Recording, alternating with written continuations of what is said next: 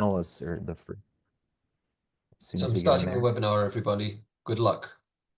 See you on the other side.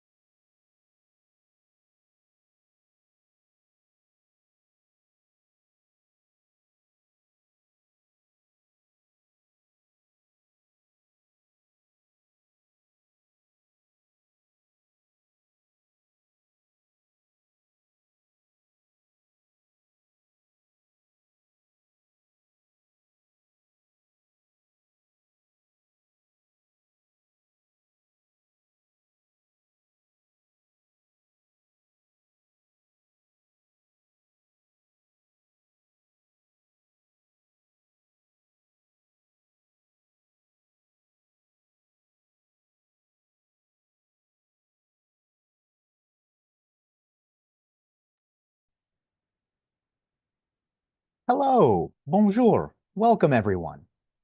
This panel is being presented in both French and English with simultaneous translation. If you need translation, on your Zoom toolbar, you can click on the interpretation button and select French. Both English and French will come through that translation channel. And depending on which language the panelist is speaking, you may need to click interpretation again to go back to the original audio to turn off interpretation if you don't need it. I am Dr. Alan Pietrobon. I'm the department chair of the Global Affairs Department at Trinity Washington University in Washington, D.C. We are a women's college and a minority-serving institution in the nation's capital, with a deep commitment to the education of women. And I have the distinct pleasure of introducing our panel today. In this event, we endeavored to bring together a number of diverse perspectives, examining the issue of gender-based violence in Nigeria and Congo. During our discussion today, we'll explore some of the academic research presented by Trinity students, but we'll also highlight the experiences of some women working on the ground to confront and combat these issues, the successes they've had, and the work still left to do. We're pleased in this effort to be supported by our partners with the Citizens for Global Solutions, the Africa Faith and Justice Network, and the Sisters of Notre de Namur. It is my great pleasure to introduce the speakers on today's panel. We are joined by Cinthya Calderon-Hernandez, who is a first-generation Latina college student in her junior year, pursuing a double major in political science and global affairs. We have Chantal Faida, who is a gender consultant and social activist in the Democratic Republic of Congo and serves as the director at CFEM. In 2023, she ran as a national deputy candidate for the elections in the DRC. We're also joined by Lauren Woodhouse, a junior global affairs student at Trinity, Washington University, and a fellow with the Citizens for Global Solutions. We have Amaka Ilodigwe, a seasoned legal expert and the executive director of Women and Child Justice Initiative in Nigeria. Our panel will be wrapped up by our discussant, Sister Anne Howard, an interfaith chaplain with the Sisters of Notre de Namur and the director of campus ministry at Trinity, Washington University. And to everyone joining us in the audience today, first, thank you. We'll have plenty of time at the end of today's panel for questions to our panelists, so please feel free at any time during the presentation, if something catches your attention, you can use the Q&A button on your Zoom toolbar to put in a question. We'll be collecting those and posing them to the panelists at the end of today's presentation. I'd like to begin by welcoming Sister Isabelle Izika, who is the United Nations representative for the Sisters of Notre de Namur. She'll spend a few minutes explaining the background and the reason why we're hosting this presentation today. Sister Isabelle will be presenting in French, so if you require interpretation, again, click the interpretation button and switch to French, where you should be able to hear the English translation. Sister Isabelle, I turn the floor now to you.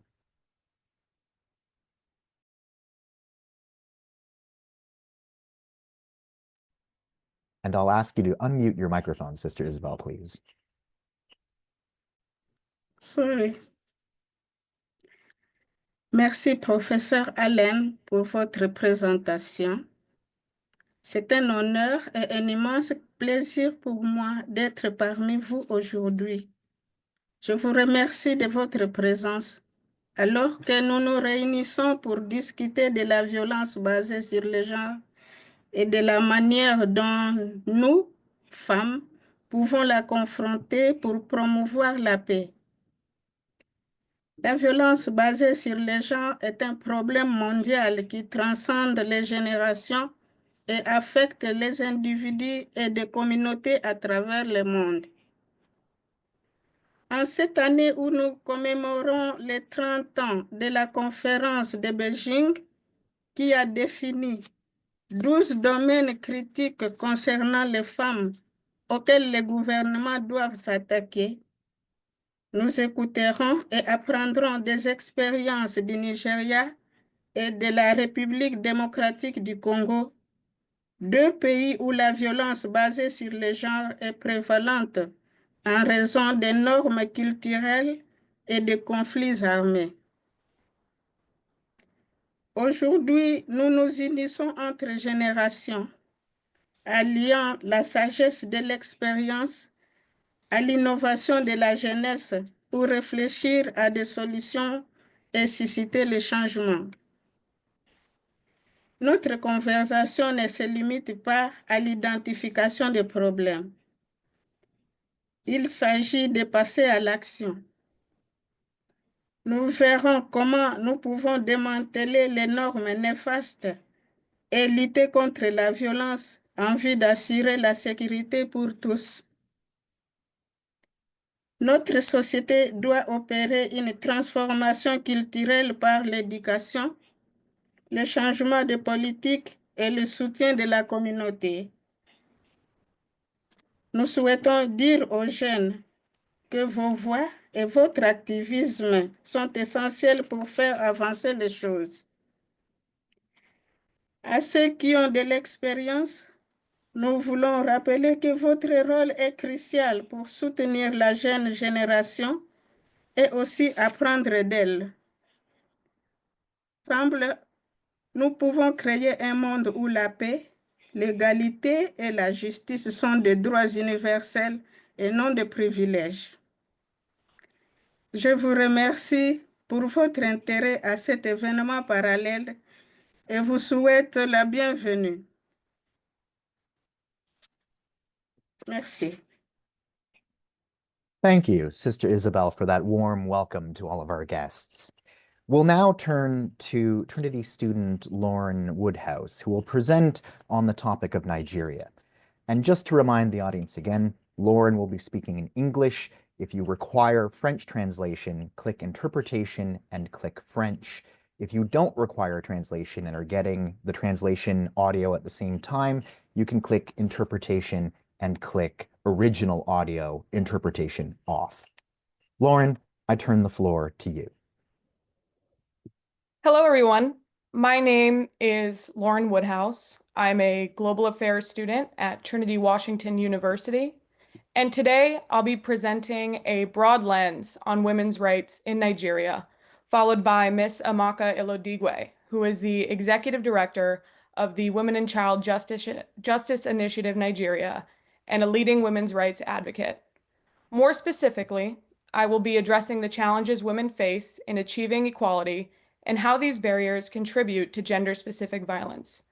While Nigeria has taken some steps towards gender equity in the past few years, I believe by the end of this presentation, we will come to understand that now more than ever, effective action is necessary to address legal, social, and economic obstacles that limit women's rights and safety in Nigeria. Once I have framed the challenges, Ms. Amaka will tell us about the important work she and others are doing to overcome these obstacles. Gender-based violence is one of the most prescient issues in Nigeria, with women and girls facing high rates of domestic violence, sexual assault, and harmful practices like child marriage. According to a 2022 UNICEF report, almost 1 in 3 Nigerian women aged 15 to 49 have experienced physical violence. Yet, more concerning is how early physical violence begins.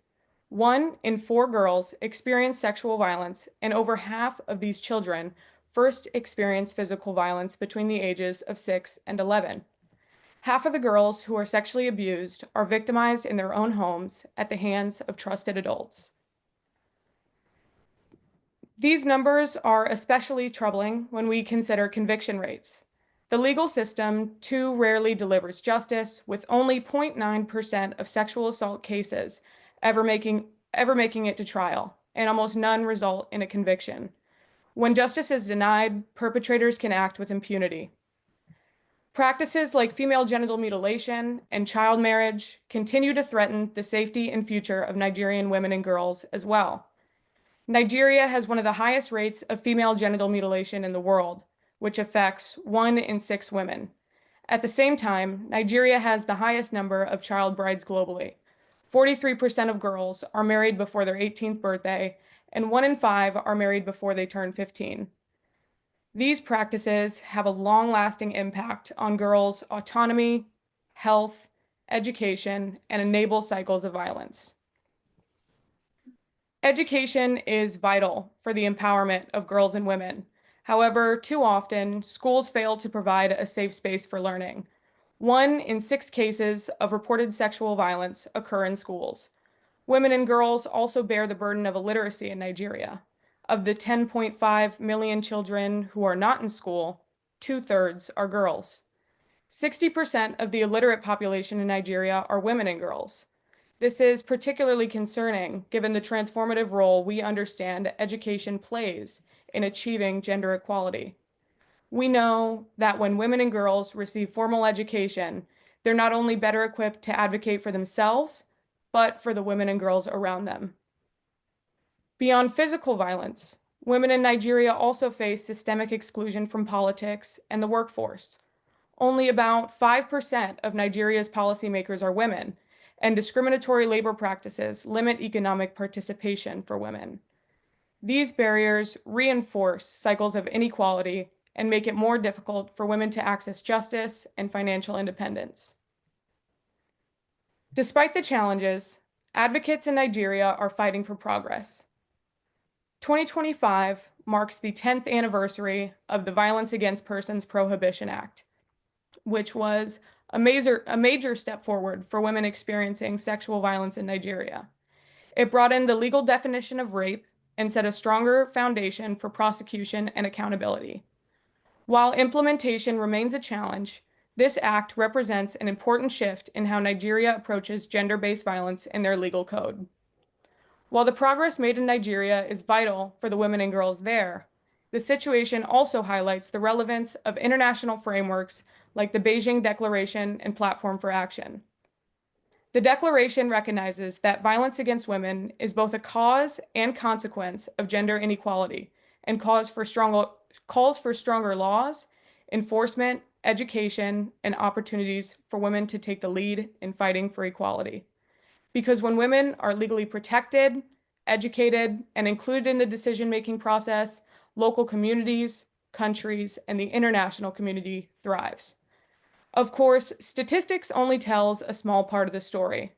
To better understand the cultural and social dynamics at play, which impact the well-being of women and girls in Nigeria, we are privileged to be joined by Ms. Amaka to share her firsthand experiences fighting for gender equality through her work at the Women and Child Justice Initiative in Nigeria.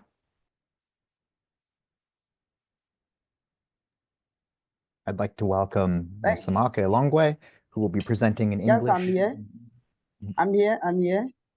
Thank you, Alan, for that wonderful presentation and for the beautiful introduction. Thank you very much. Okay, I'm here to make my contribution, and my contribution will focus on the challenges that women go through in Nigeria in the course of my work as an activist, as a human rights activist.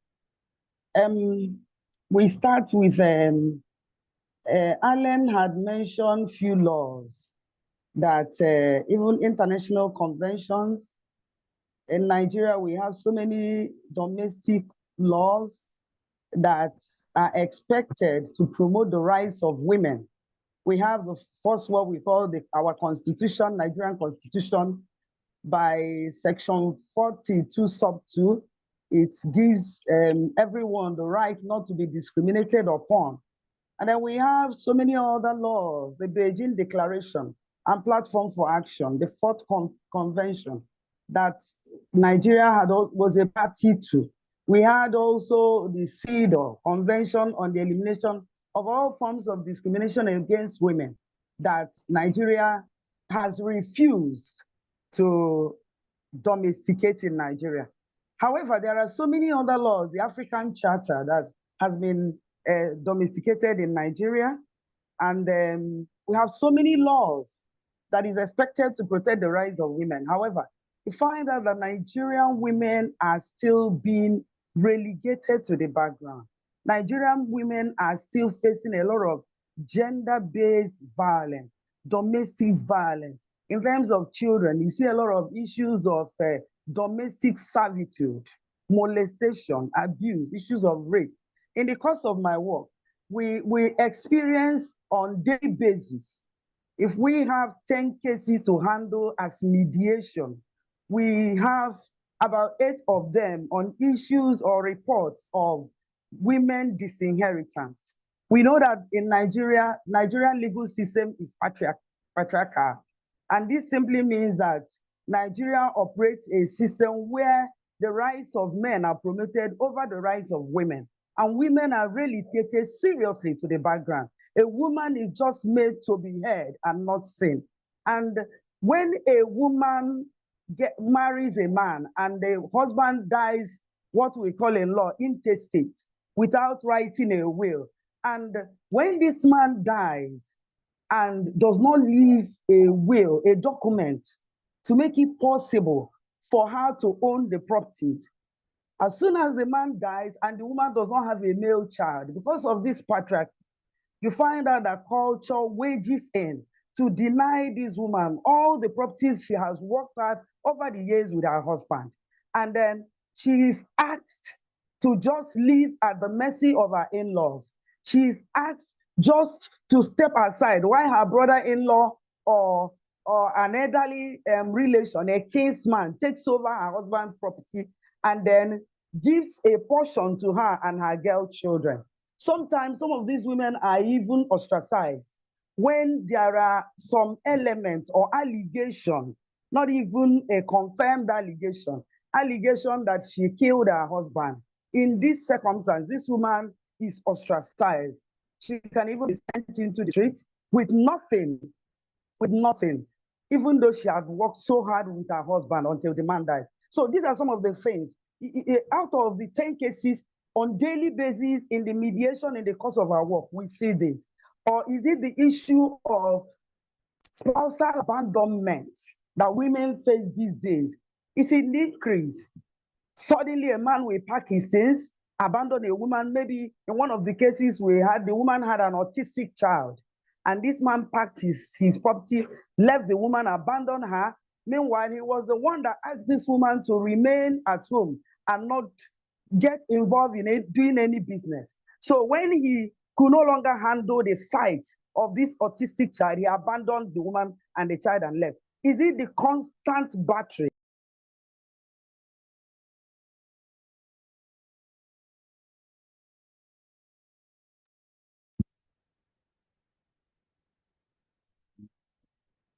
Appear to have a slight technical difficulty. We may have lost Miss Amaka there for a moment, but we'll see if she reconnects here in a moment. If you can just bear with us for just a second.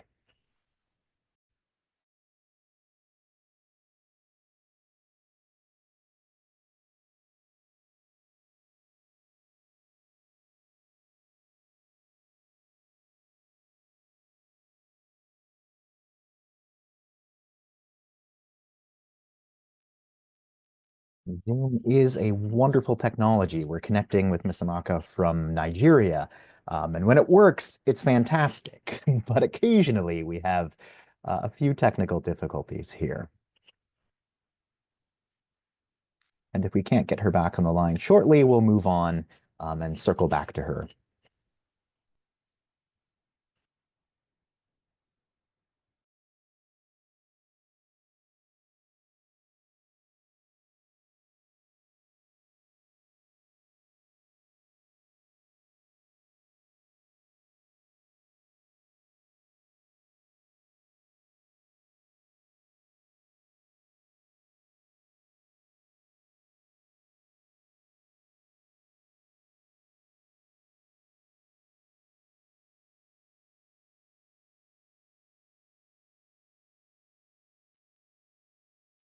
I appreciate everyone's patience as we wait just another moment to get Miss Amaka back with us.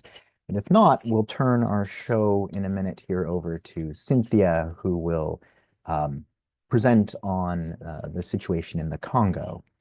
But we'll just give Miss Amaka, oh, looks like she'll be rejoining us in a minute here. Should I continue? Continue, yes. You dropped off for a moment there, but okay, we were yes. just I don't waiting. know what happened. I went off. So we have also the issue of female genital mutilation, circumcising a female child without the consent of the child. Most times it's done early. Are we talking also about the early child marriage? In some of the campaigns we carried out in some parts of Enugu State, we had some in there, but we had some in Ndi Bokoto, far inside Abakaliki and inside Enugu State. Some of these girls, age 12, are given out into marriage. In fact, we had pictures of them. We had some of these girls coming to the program with their children. And then You also have issues of where women are denied political participation. Even when a woman participates and she wins, the woman is asked to step aside for the man to take the upper lead. And, you know, these are some of the gender-based violence. And then you have the issue of stigmatization. A woman is just stigmatized over nothing. Sometimes she's asked to come before an oracle to swear that she did not do anything. Otherwise, she will also be ostracized. You see, the stereotype rose. A woman is not permitted to do certain acts. A woman is not permitted to get involved in certain things. Once she rises up to speak up or to do any kind of maybe push forward in life, be a career woman, sometimes she's asked, don't you know that you are a woman? And in most of these circumstances, gender-based violence, it is mostly perpetuated by culture. It's culturally supported. The law has condemned most of them, but you find out that culture has not limited them. And then when you speak or you sensitize some of these traditional rulers, who are the champions of this JBV, they tell you that law is law and culture is culture. Now, how do we go about solving some of this gender-based violence?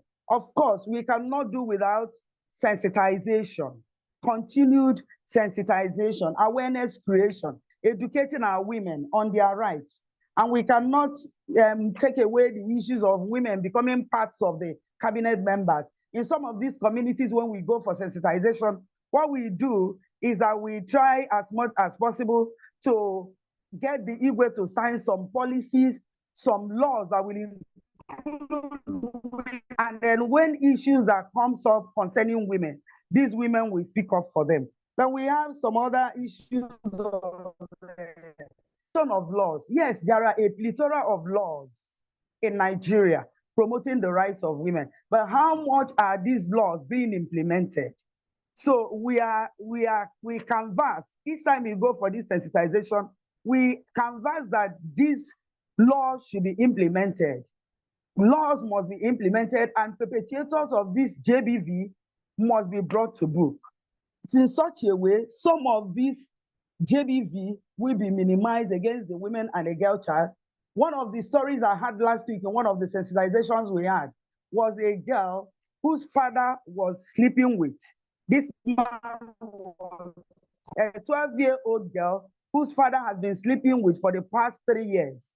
And then when we got her, the mother asking her, why wouldn't she speak up? She said, how can she speak up that the same thing happened to her even before the man married her? So oftentimes the mothers don't even come up to speak up for their children, for their girl child, when this injustice is happening, and because they are afraid of being ostracized, and because most of these women are not empowered financially, psychologically, they are not empowered, they are not educated, they are illiterate.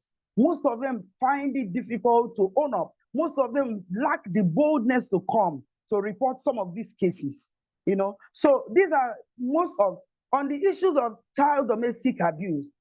2 months last year, one of the little girl, a 10-year-old girl who was living with somebody, was killed by her madam.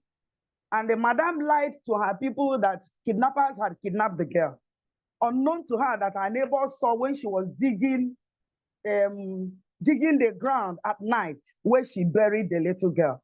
So when we go for sensitization, we sensitize these community leaders, the traditional leaders, because they are the custodian of these customs. We tell them that in fact, in some of the communities, we have been able to set up AFJ, and we have been able to set up what we call the gender desk.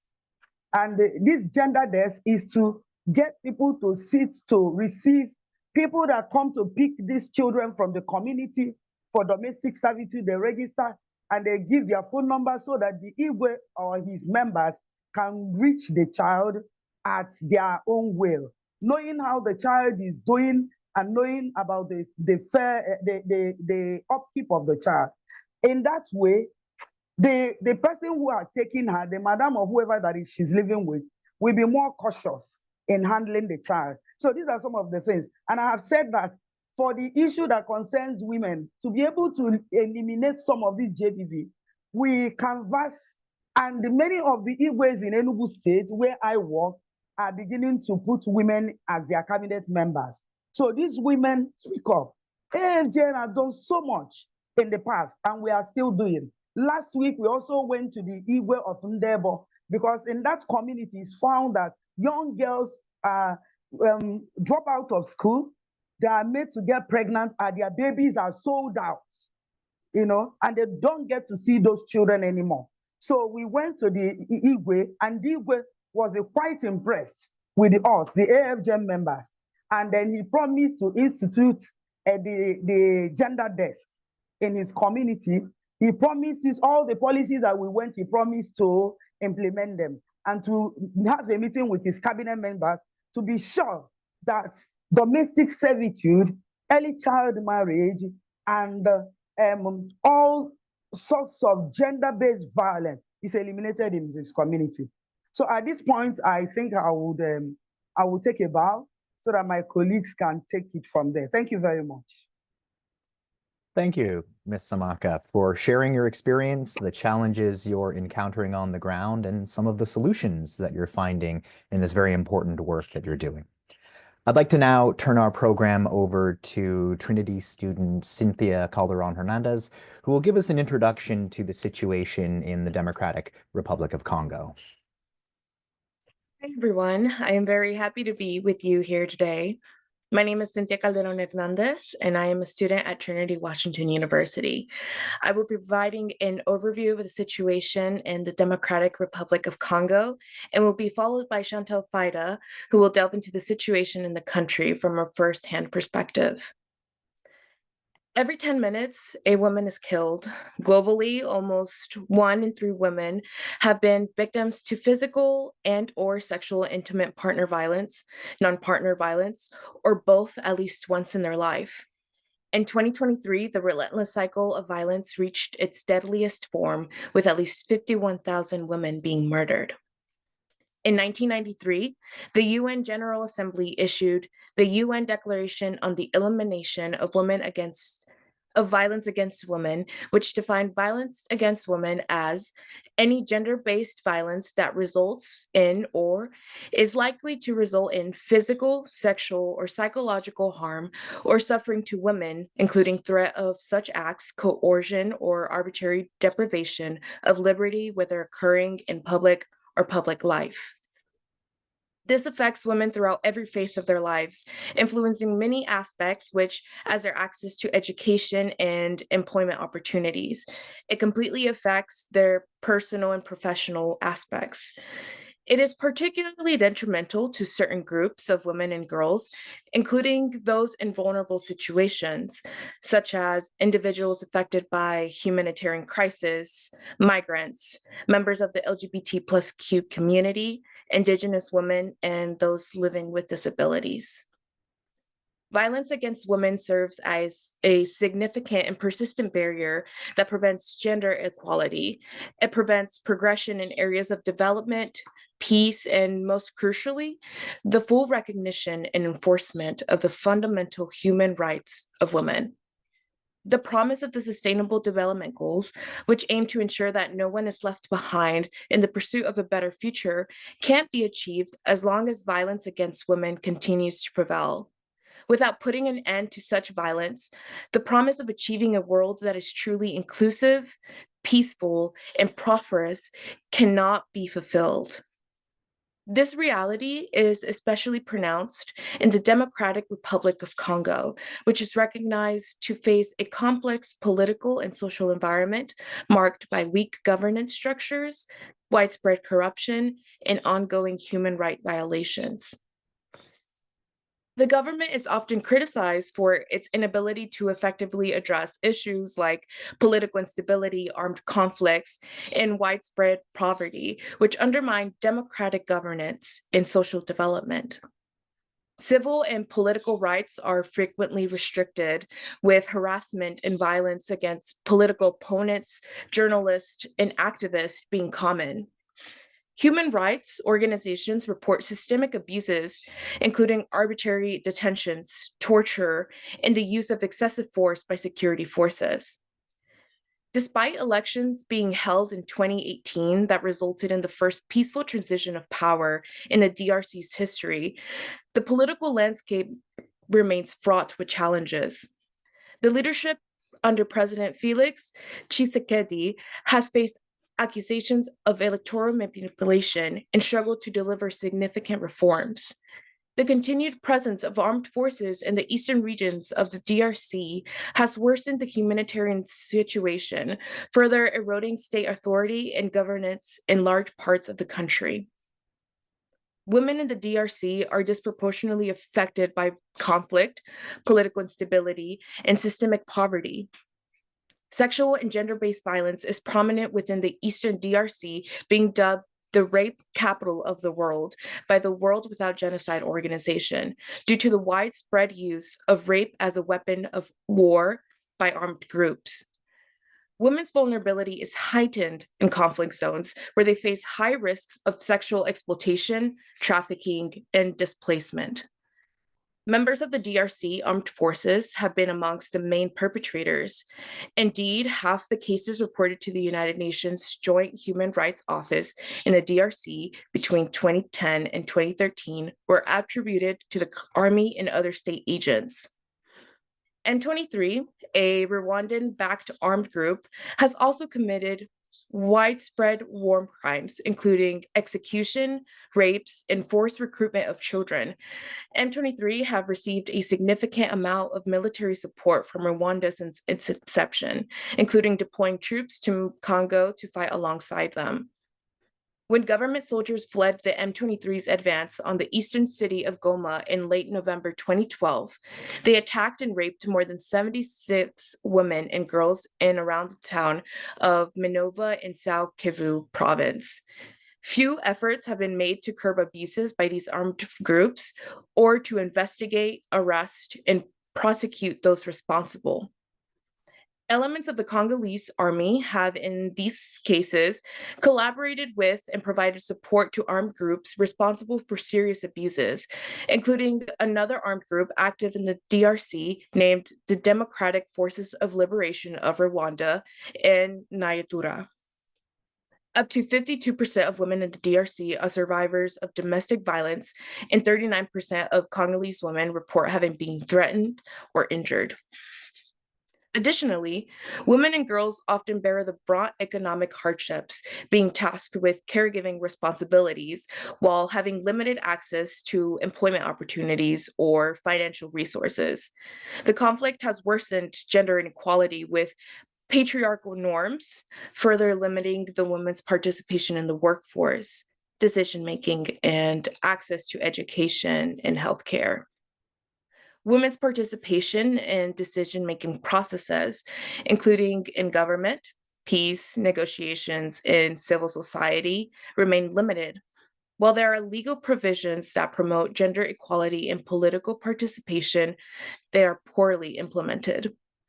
Women hold few leadership positions in government or the private sector and are often excluded from peace-building processes. In 2023, only 13% of seats in the DRC National Parliament were women. Though Articles 5, 14, and 15 of the DRC Constitution establish a legal basis for equality and equity policies, women currently occupy only 7.2% of positions at the highest level of decision-making at a national level in parliament and government. Traditional views on gender roles restrict women's ability to ascend to leadership positions. In many parts of the DRC, men are seen as natural leaders, while women are expected to fulfill domestic roles. Women who attempt to participate in politics or assume leadership roles are often faced with threats, violence, and harassment.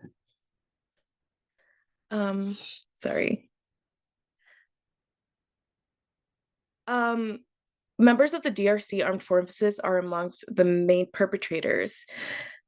Sorry, I lost my part. The political environment in the DRC can be dangerous, particularly for women, deterring many pursuing leadership. The gender gap in education and economic opportunities creates additional barriers for women in leadership. Limited access to education reduces women's qualifications for leadership roles, while economic disempowerment limits their ability to fund campaigns or leader initiatives. The literacy rate among women is significantly lower compared to men, largely due to early marriages, gender roles, and poverty. Many girls drop out of school to take care of household duties or because of the financial burden of schooling. Even within civil society, women struggle to have their voices heard in key decisions. With that being said, I am honored to introduce Chantal Faida, a women's rights activist who will speak from a firsthand perspective in the country. Thank you. I'd like to welcome Ms. Chantal with she'll be speaking in French with translation into English provided in the French interpretation channel by Sister Emily Mullen. Chantal, the floor is yours. Thanks a lot. Merci beaucoup, professeur Allen. Bonjour à tous, bonjour à toutes. Je suis très honorée de prendre part à cet événement de haut niveau dans le cadre de la commémoration de la Journée internationale de la femme pour l'année 2025. Je suis fondatrice de l'ONG UEMA, qui veut dire bonté en swahili. Je suis basée en République démocratique du Congo et notre organisation se spécialise dans les questions de défense des droits humains, particulièrement les questions de l'éducation pour les enfants et femmes en situation difficile. Nous avons beaucoup œuvré dans les questions de plaidoyer, dans les questions de formation et d'autonomisation des femmes, mais l'histoire est partie de mon parcours. Je suis une ancienne déplacée de guerre dans la région du Nord Kivu en 1996, où ma famille et moi étions obligés de quitter le Nord Kivu pour le Sud Kivu pour besoin de sécurité. Hélas, en arrivant au Sud Kivu, nous n'avons pas trouvé la paix. Nous avons trouvé que la guerre s'était déplacée de là où nous étions vers là où nous allions. Et la situation s'est même empirée.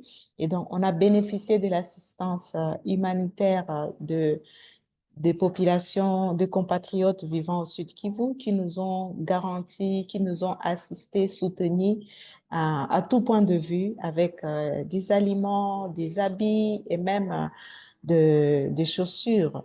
Et à notre retour à Goma avec ma famille, j'ai gardé en mémoire ces souvenirs mémorables de solidarité. C'est ainsi qu'avec d'autres camarades, nous avons mis au point l'organisation UEMA Isabelle.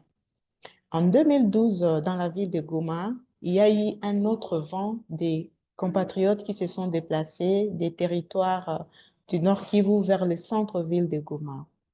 Et je me suis sentie obligée d'intervenir parce que j'avais déjà bénéficié de l'assistance par le passé. Et c'est à ce moment qu'avec d'autres camarades, nous avons mobilisé des vivres, des non-vivres auprès des ménages de Goma qui étaient très disponibles, favorables à appuyer notre initiative et nous avons organisé des distributions d'urgence et même des visites de solidarité auprès des personnes âgées, des femmes en couche et des enfants en situation difficile. Mais quelques temps après, ces compatriotes ont regagné leur milieu d'origine et nous avons gardé notre élan de solidarité en faveur d'autres familles et ménages vivant en situation difficile dans la ville de Goma. C'est ainsi qu'on a commencé par les domaines de l'éducation en octroyant près de 200 bourses aux enfants en situation difficile. Nous avons également appuyé les ménages, les femmes qui étaient économiquement actives avec des fonds de démarrage d'activités économiques pour survenir à leurs besoins de subsistance. Et à côté de cela, nous avons développé un mécanisme d'autoprise en charge pour la jeunesse en organisant des activités de formation professionnelle pour les jeunes par la création du centre Elikya à Mboka, qui a déjà organisé 7 promotions d'environ 400 jeunes dans les métiers d'avenir, pâtisserie, décoration, leadership féminin, logistique et entrepreneuriat.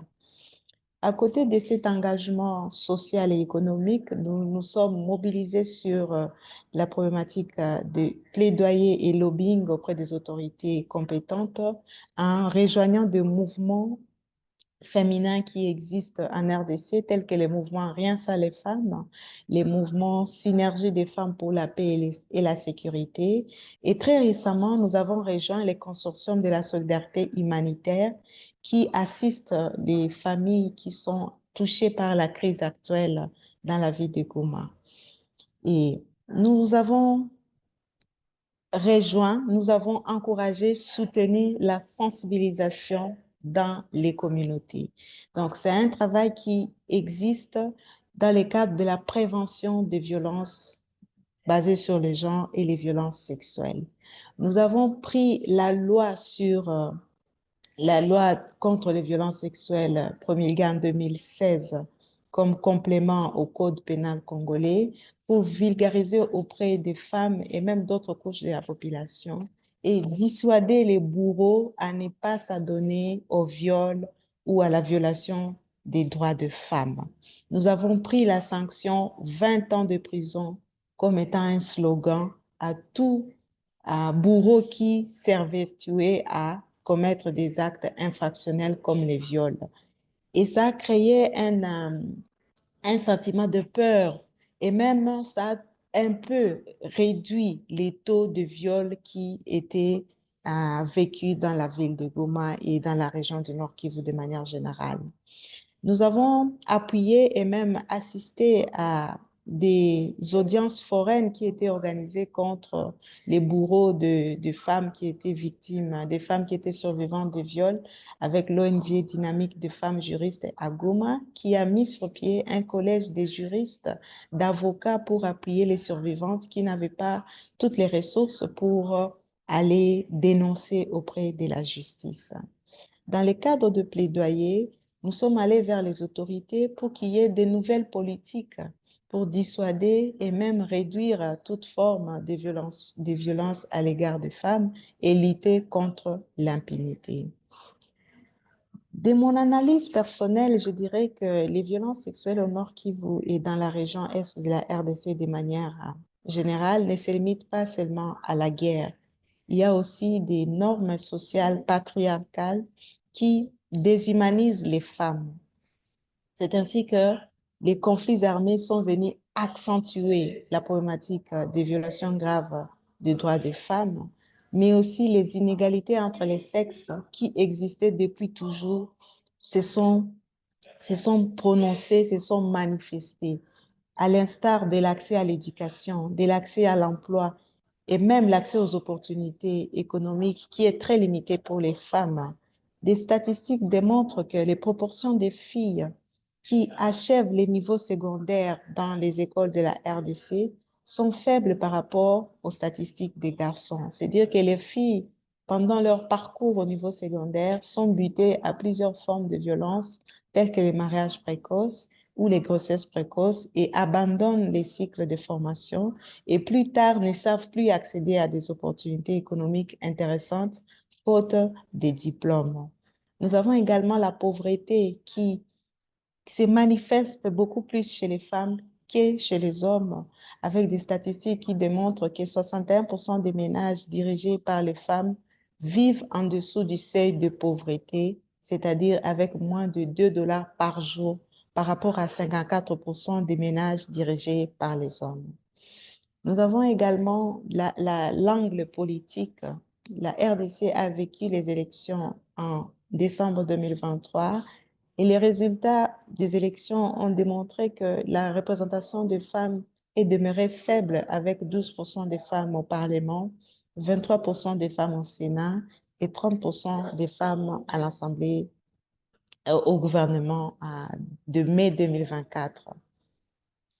À côté de ces tableaux sombres, nous pouvons mentionner des démarches qui sont porteuses d'espoir, c'est-à-dire ces mouvements puissants qui ont émergé, des mouvements féministes, des droits de femmes qui sont visibles aujourd'hui pour briser les silences et dénoncer, encourager les survivantes à dénoncer toute forme de violence dont elles sont victimes, de faire entendre leur voix sur les tables et négociations de paix pour que la femme soit actrice et non seulement victime. Et d'autres organisations que nous pouvons citer, comme la Fondation Panzi, comme l'organisation Synergie des luttes contre les violences sexuelles à Gouma, l'organisation L'Isabelle offre des services de prise en charge holistique aux survivantes des violences sexuelles. Donc, ce sont des démarches qui sont porteuses d'espoir parce que la femme qui n'a pas la possibilité de se payer un avocat, avec les interventions de ces organismes, aujourd'hui, peut aller en justice pour dénoncer ces crimes. La femme qui n'a pas de possibilités économiques pour répartir dans la société avec un élan de résilience peut trouver un fonds d'appui, un crédit pour démarrer une activité économique. Il y a même des femmes qui sont rejetées par la société, mais des organisations féministes qui organisent des accueils, des centres d'accueil pour ces femmes qui sont rejetées, le temps de pouvoir organiser les dialogues avec leur famille pour la réintégration. Et donc, ce mouvement est la preuve que les femmes congolaises ne sont plus seules. Elles se battent pour leurs droits, pour leur dignité, pour un avenir où la violence n'aura plus de place. Je vous remercie.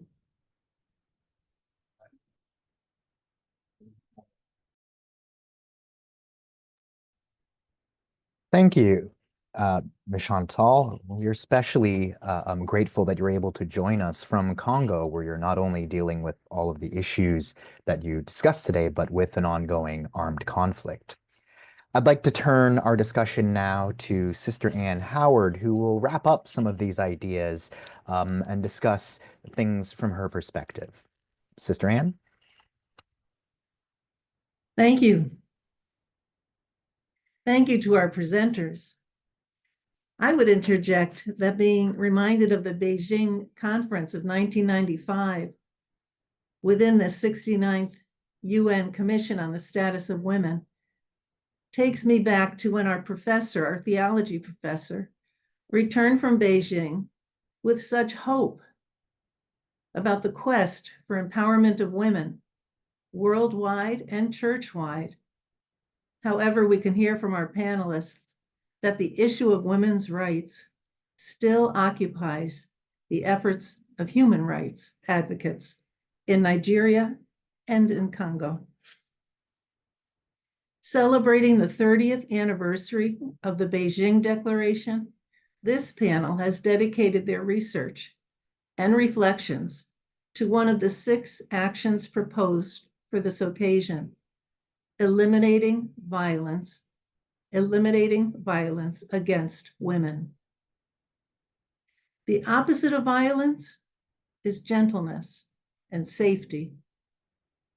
Women's equality remains a global issue, and both church and society beg for improvement towards creating a culture of care and safety, of equality for women and girls.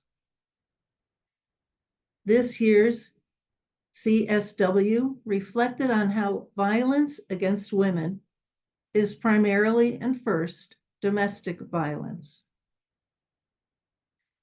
And that must be addressed before the advancement of women can be realized.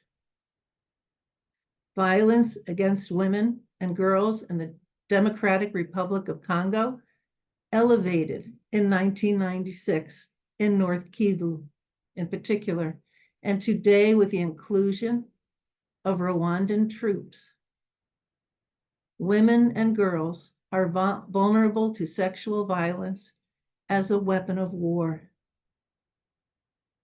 Our panelists speaking on the current condition in North Kivu and Congo report the need for ongoing education and awareness raising of women to be protected from gender-based violence.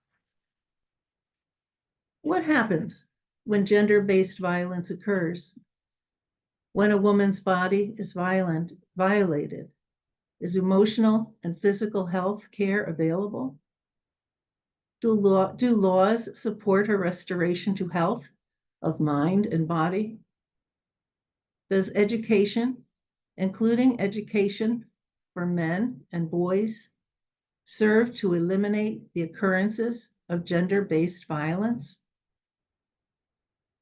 And in the culture that promotes the practice of female genital mutilation and early childhood marriage for girls, can we say that progress is being made?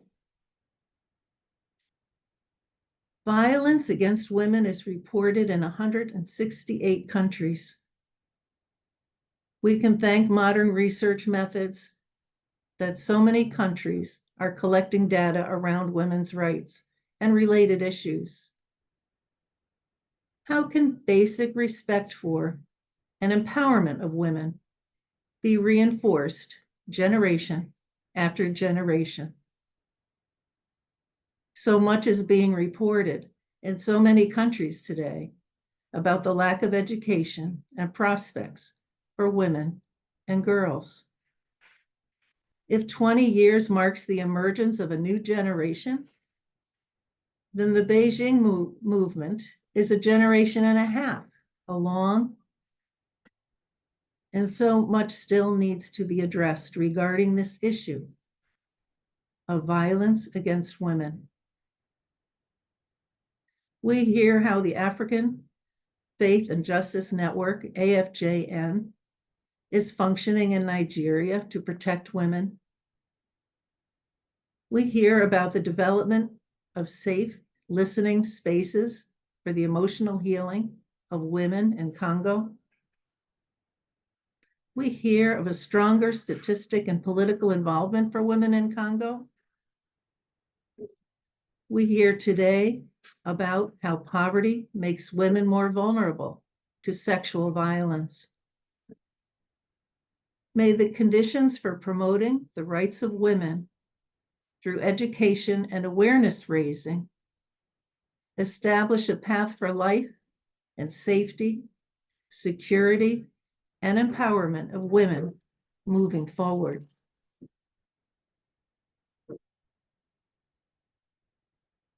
Pardon. In Nigeria, we heard of the VAPP Act, Violence Against Persons Prohibition Act, which has been utilized for 20 years.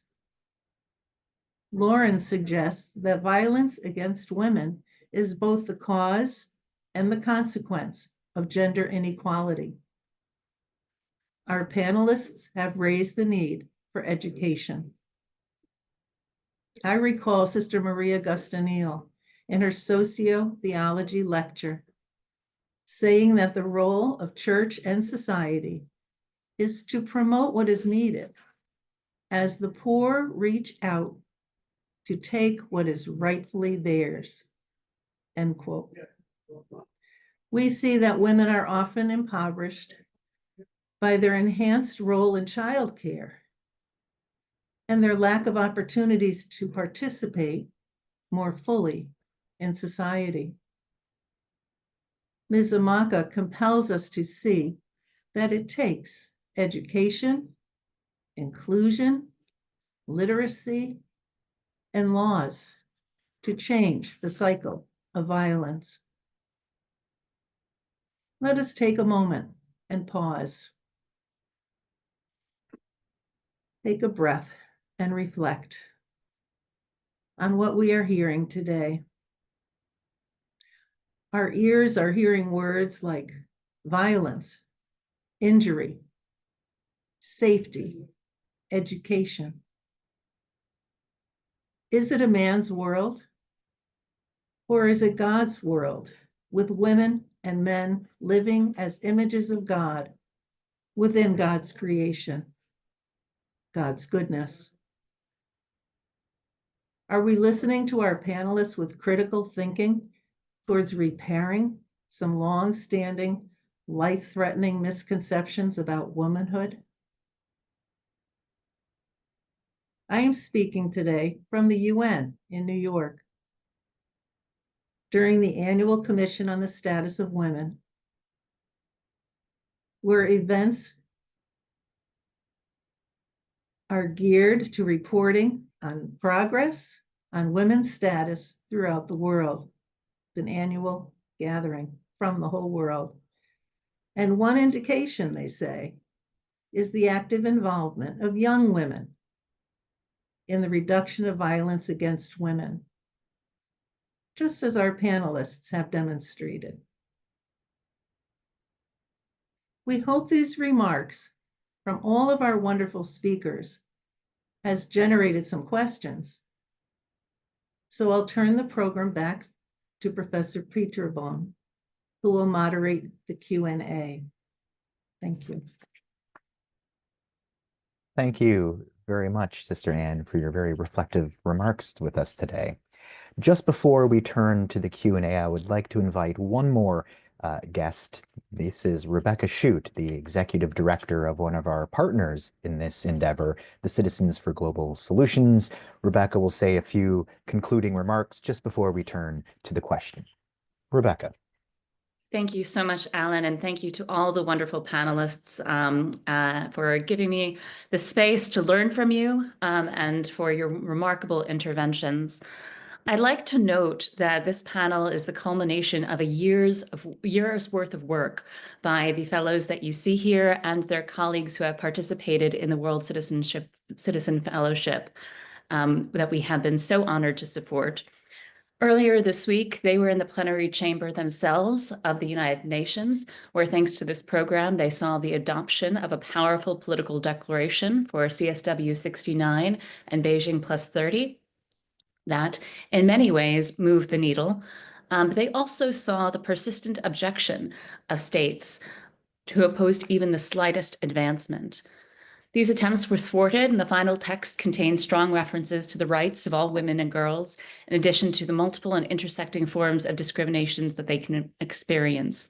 The text broke new ground with an explicit reference to survivors of sexual and gender-based violence and conflict, apropos of this panel, and also included the need to ensure that victims and survivors have access to health care and justice. The text further commits governments to providing access to funding for civil society organizations, such as the wonderful organizations that are co-sponsoring this event. This is obviously particularly vital at a time when foreign assistance, particularly for gender programming, is under immense threat. And speaking of the two countries that we have delved into today, notably just a few weeks ago, Nigeria committed from its own budget a further $200 million for aid to offset the loss in US foreign assistance. Through projects like the World Citizen Fellowship, we hope to nurture a generation of leaders committed to further advancing global cooperation, including for gender equality and the freedom of women and girls from violence. To learn more, please follow the links that have been put into the chat function. If you are an academic, if you are a student, if you are a professor and interested in bringing a program like this to your university and learning more, we would be happy to be in touch. Thank you again to the wonderful speakers, and I look forward to the discussion. Thank you so much, Rebecca. And I'm glad that you pointed out this has been a year-long effort with our students who have been partnered. Trinity has been very happy to be partnered with the Citizens for Global Solutions to introduce our young female students to efforts like this at the United Nations. Since a number of our students just returned 2 days ago from the Commission on the Status of Women at the United Nations, perhaps I'll pose our first question to one of the students, and I think I'll ask this directly to Cinthya, if you'd be willing to engage this question. You not only just got back from the Commission on the Status of Women in New York, you are currently pursuing your education at Trinity, and I'm wondering if you have encountered any of these barriers that we've been discussing today about young women and access to education, or if you can say a few words about your path. Yes, thank you. I would say that being a immigrant and daughter of immigrants here in the United States, the resources in order to be able to access education, higher education, has been very difficult. Not only that, but being a Latino woman in the South, predominantly white, it has been very hard for me to ever go up the ladder of any kind of leadership position. So when it came to finding Trinity and being partnered with a scholarship program that was able to give me access to higher education, it was a blessing, to be quite honest. Not only that, but be surrounded by Black and brown women who I can identify with, as opposed to being in the South and being predominantly white and men. It's just very empowering. And I don't think I would have had the same opportunity to be here, to be a panelist, if I were to be with other colleagues who were white and more financially comfortable than me. So in that sense, it's very hard, but I'm very blessed to be part of Trinity and to be part of this panel and to just see more of what needs to happen. I think that this is just the beginning, and unfortunately we're being attacked, women, DEI, and there needs to be a strong fight for that. So yes. Thank you, Cinthya, for sharing with us. And I forgot to mention that question came in, or a version of that question came in from our audience member, Martha Molina. I'd like to ask if I can pose this question to Ms. Amaka and bring you into the conversation. Nigeria is a very big country with a huge population of around 220 million people. And the question that came in anonymously is there a part or a section of Nigeria where the sort of issues you encounter is more prevalent, or is this an issue that's widespread throughout the country? Okay, thank you, Doc. Yes, in the North, you have more issues of early child marriage because of their culture.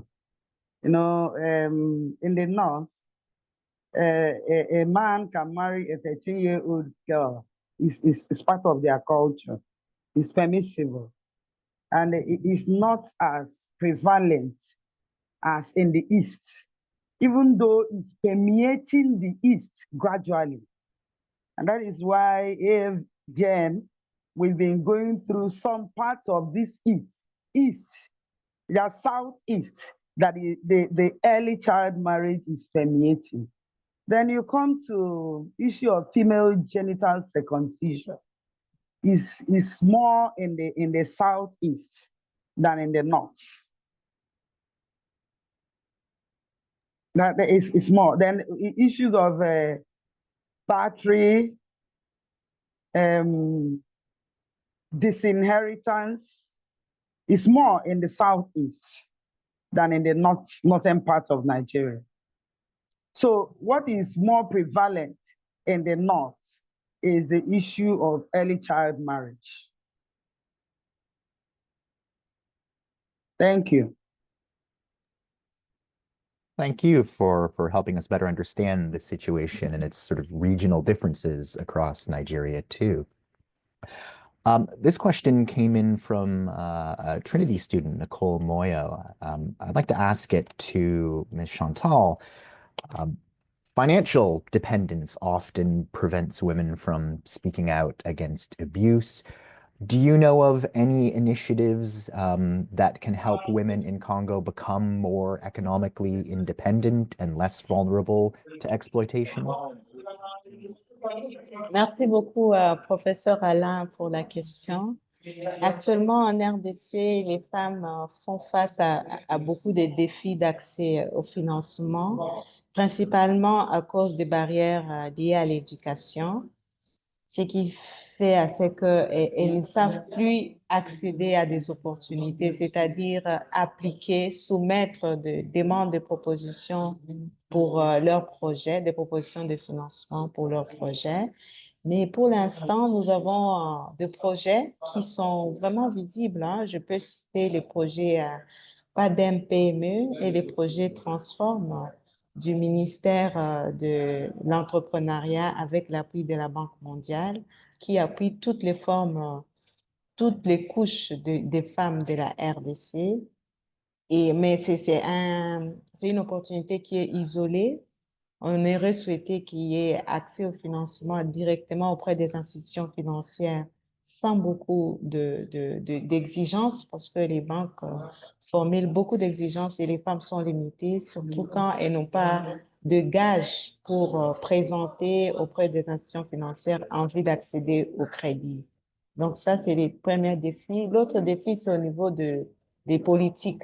Donc, les politiques actuelles, il n'y a pas de politiques publiques qui encouragent, qui soutiennent et même favorisent l'émergence, l'éclosion de projets d'entrepreneuriat féminin. Et nous lançons un plaidoyer au travers de cet événement pour que des partenaires nationaux et même internationaux puissent se lancer dans ces marchés parce que les femmes sont majoritairement démographiques en RDC. Ça a été prouvé dans des études réalisées par la Banque mondiale. Merci beaucoup.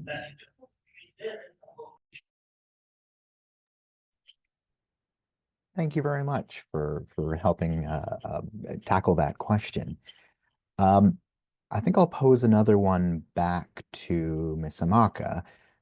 We've had a number of good questions coming in. We're trying to synthesize here. If the audience has more, feel free to continue adding them. We have a few more minutes available to us in this panel. But Ms. Amaka, maybe if you could speak generally about, in your experience or what you see, what are the main barriers preventing women from securing political positions? And how do you think this can be overcome to get more women into politics in Nigeria?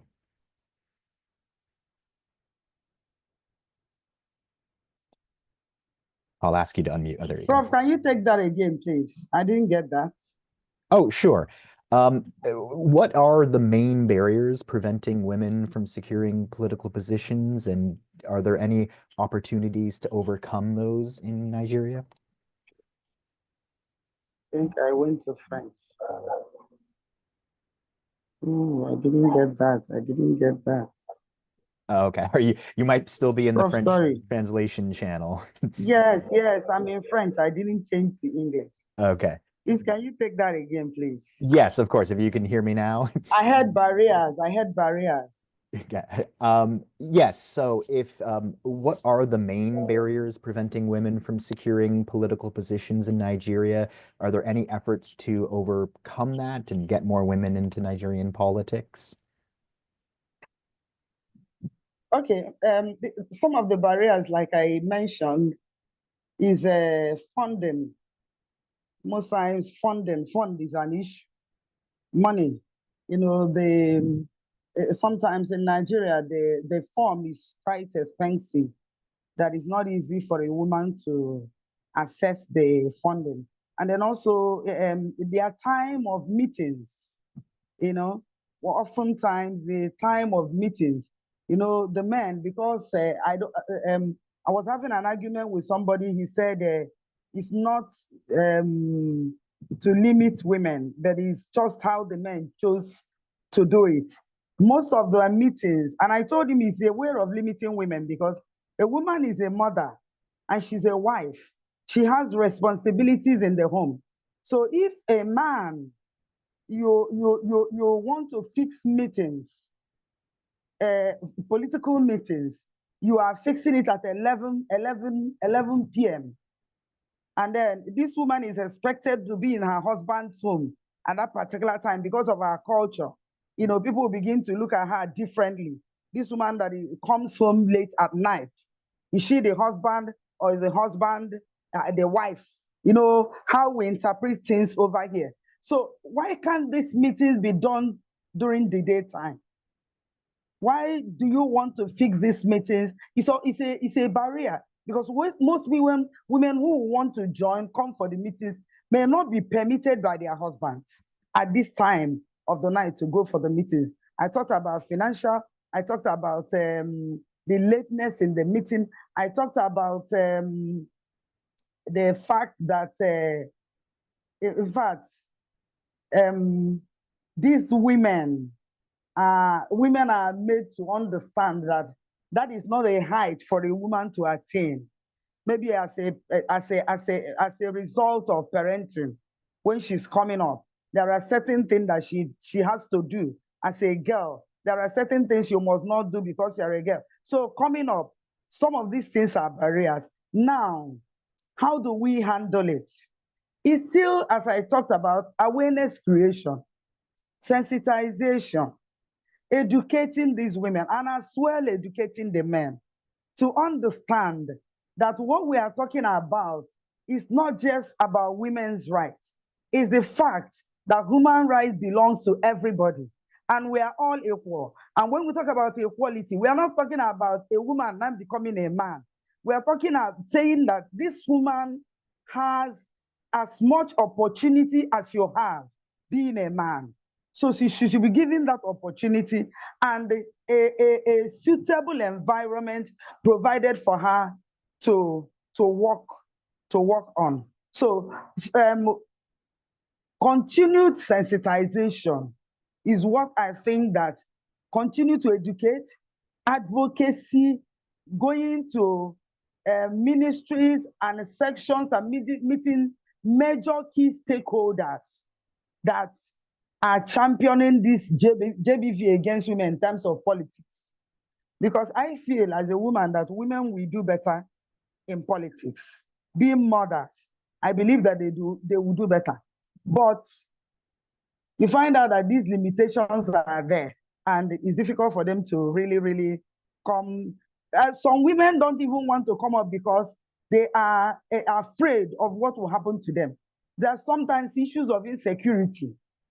You know, a woman is being threatened. Okay, you want to challenge a man. I will go for your daughter. We've had that issue in the past when a woman won the primaries and the next thing she started receiving were threats from the men. I know that your daughter, they find information about your children and post that information to you. I know that your daughter is in so school. Before you know it, will send one of her hands to you, or her head to you. So better step down for me. So some of these things are the barriers. And then, like I said, we have to continue hitting on sensitization. We have to continue hitting because most of these things is, when you look at the level of persons who are in politics in Nigeria, most of them are not really educated. So if we have people that are educated in politics, in governance, I think women will be given a place. In Enugu State, where I am, I see many women are in the House of Reps, House of the Assembly, because the governor himself is quite educated. So he understands the role a woman plays in some of these things. But he finds out in some of the communities, it's hard because they are not educated. And one of the communities I went to sensitize them, the men rose against me and said, you cannot do this. You want to come and change our women to begin to disrespect us. So you see how they see this sensitization. We went home and we came back another day. Another time we came, we were able to get the men to understand that empowering a woman is not about challenging your rights. It's about that woman. We use examples of women in Nigeria that made it. By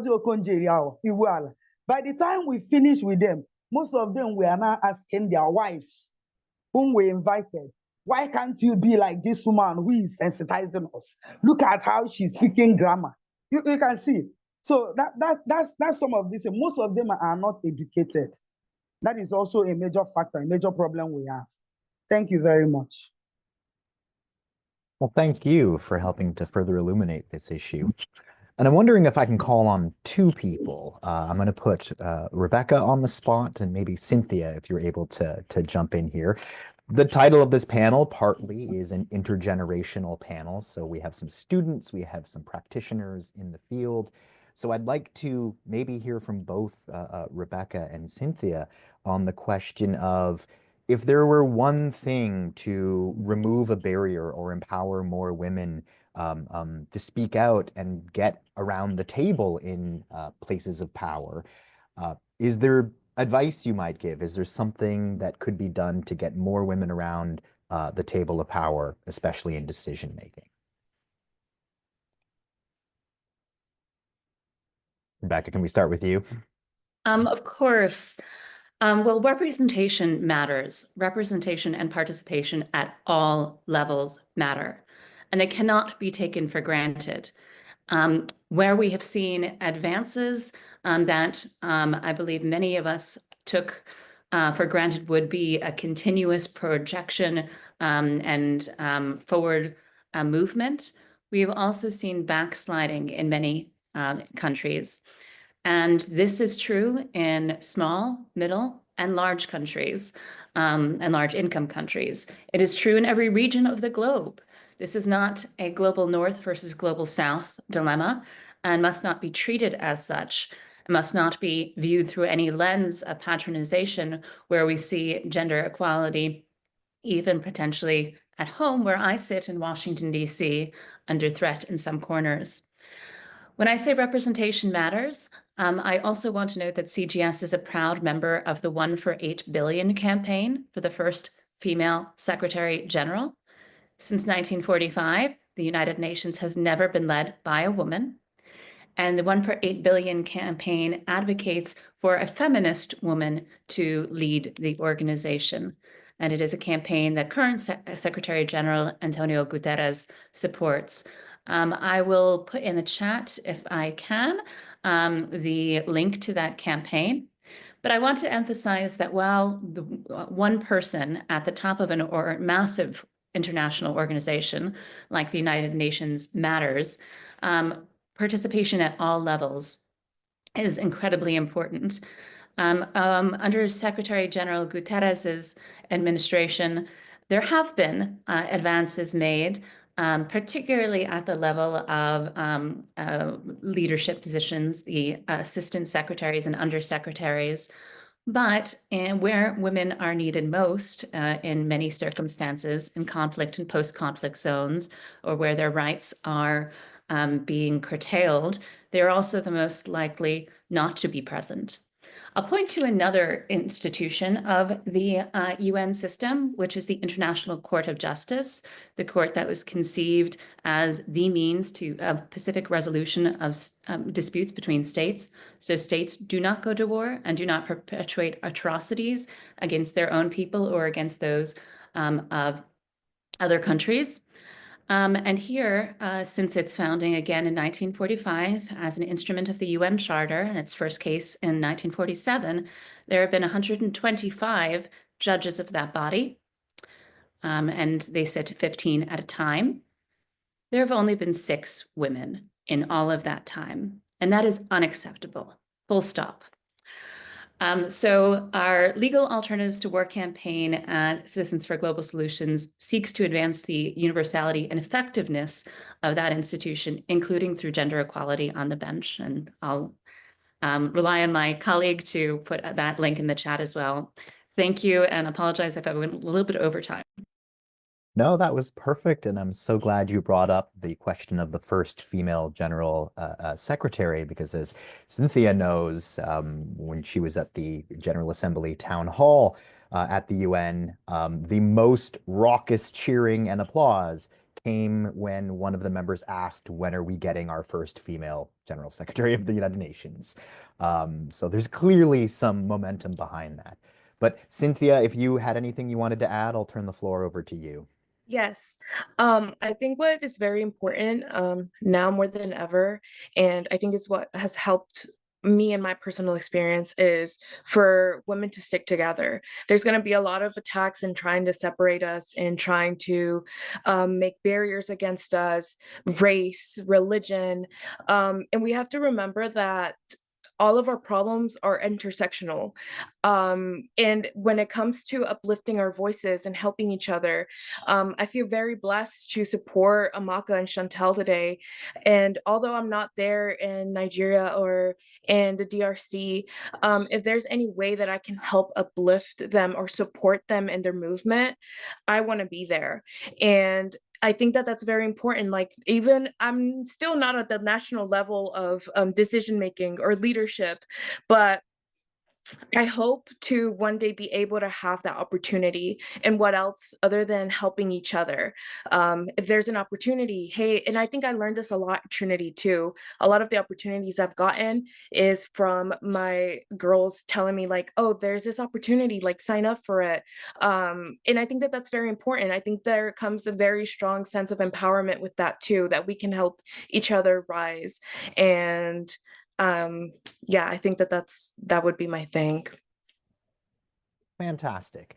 We're quickly coming up the time, but I want to pose one final question to our group. What gives you hope? What are some positive elements, some success stories that can inspire optimism for gender equality? So perhaps, Miss Amaka, can you go first? Then I'll come to Miss Chantal about what's giving you hope these days.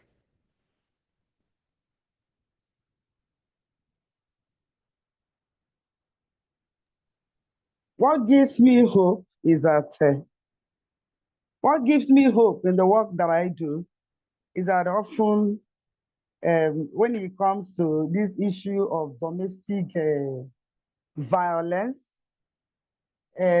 we have what we call in the office mediation. The parties are invited to the office, particularly when a woman reports the issue of battery. The man is reported, and then when the man comes, or there's a serious issue in the home, you find the couple don't come together anymore.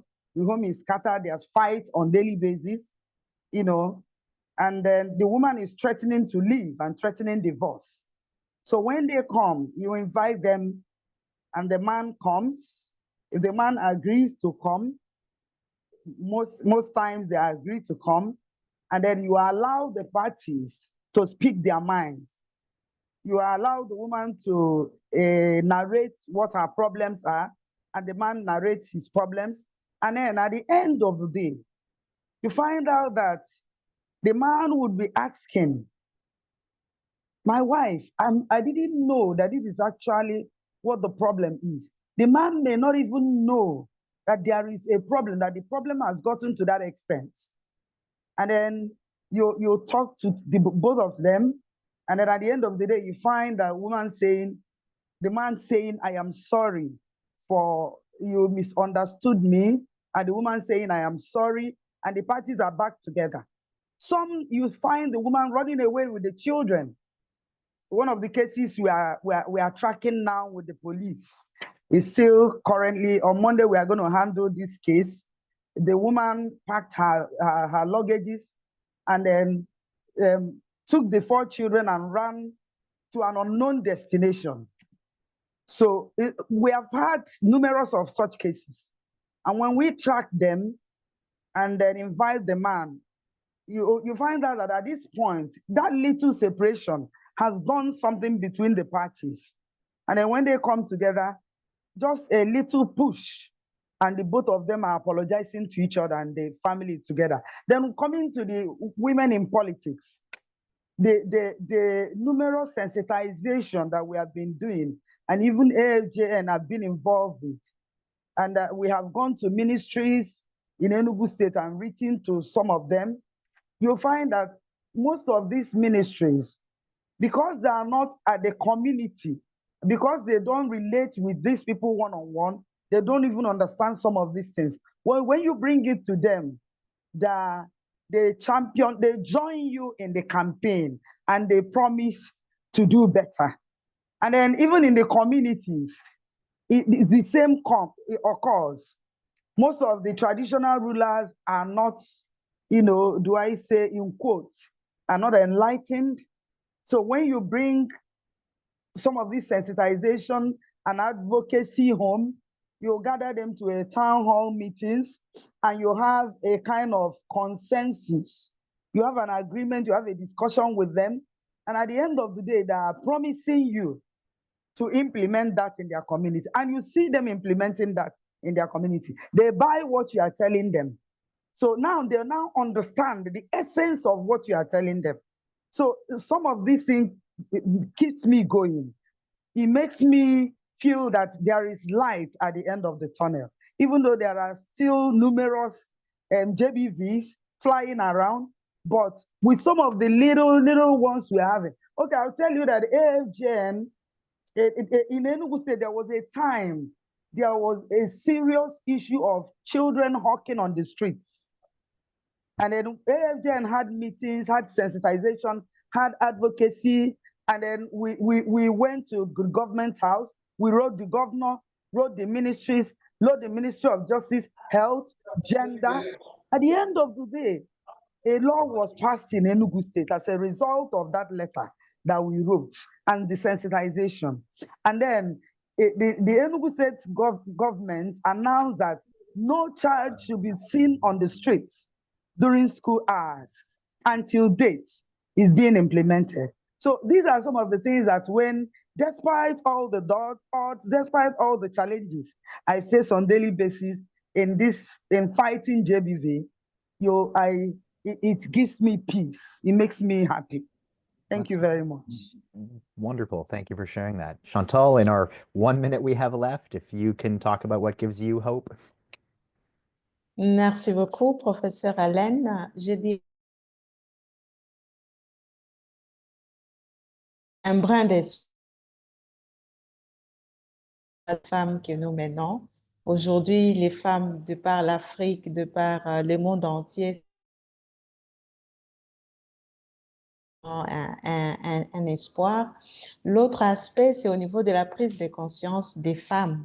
Je dirais que les sensibilisations aujourd'hui, les femmes sont dirigeantes des organisations locales, elles sont actrices des changements et même elles se lancent en politique.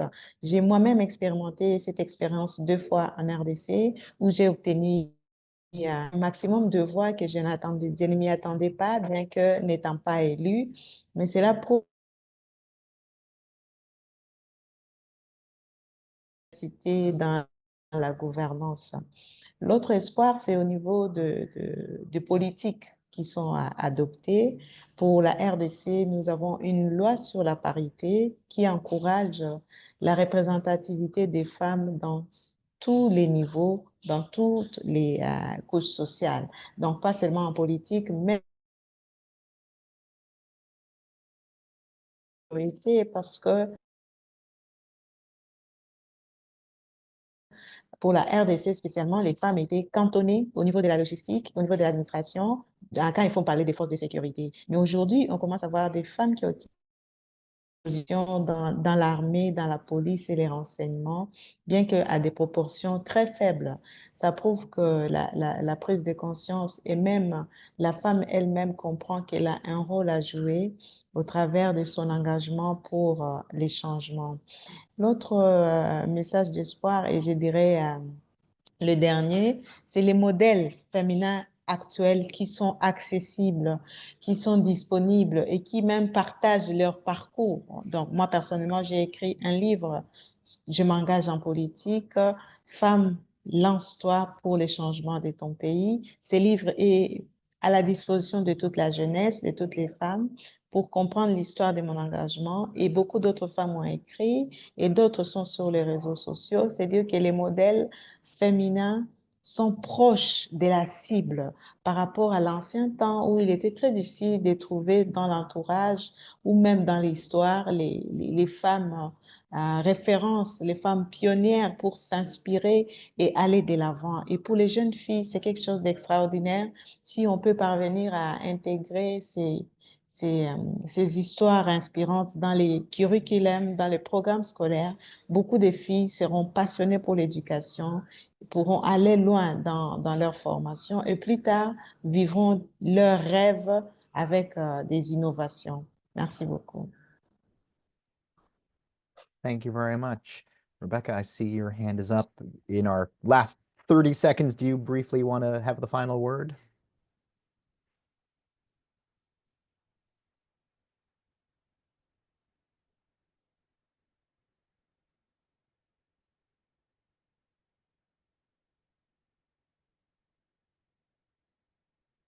Or not?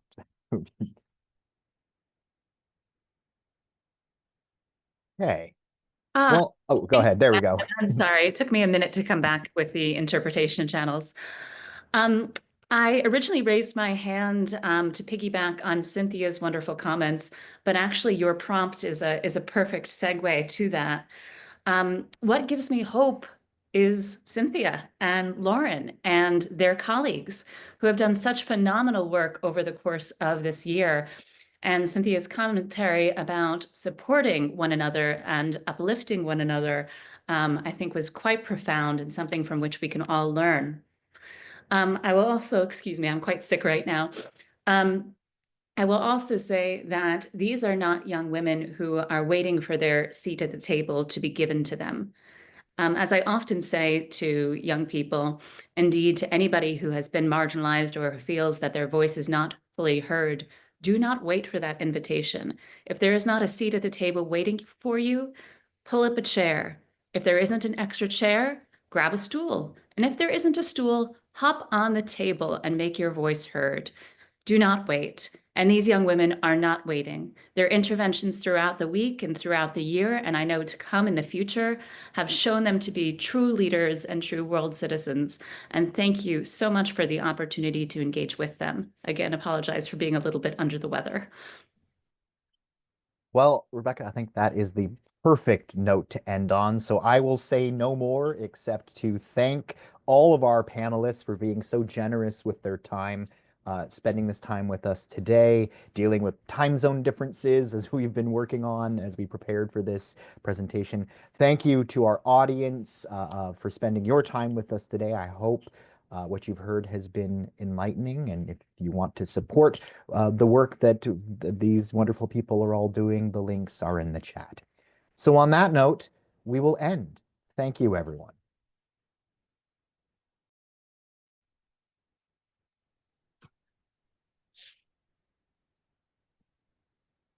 Thank you.